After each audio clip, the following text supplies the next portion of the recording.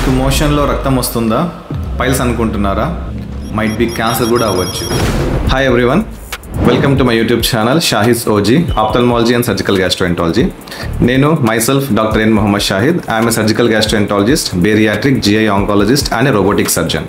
Yes, what you heard is right. Not all bleeding per rectums are hemorrhoids. It may be cancer also. Coming to the point, bleeding per rectum మోషన్లో వచ్చే ప్రతి blood piles అవ్వకపోవచ్చు. కారణాలు ఏంటి, ఏమేమి ఉండొచ్చు? Piles or haemorrhoids అవ్వచ్చు, fissure అవ్వచ్చు, ఫిస్టులా అవ్వచ్చు, ఓర్ క్యాన్సర్ అవ్వచ్చు.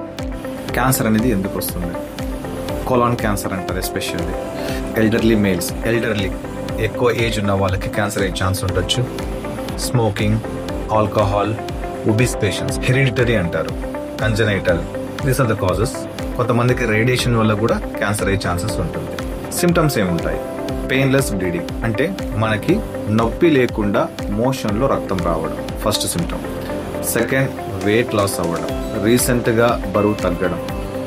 లాస్ ఆఫ్ అపటైట్ అంటారు, అంటే ఆకలి తగ్గిపోవడం. ఈ మూడు ముఖ్య కారణాలు.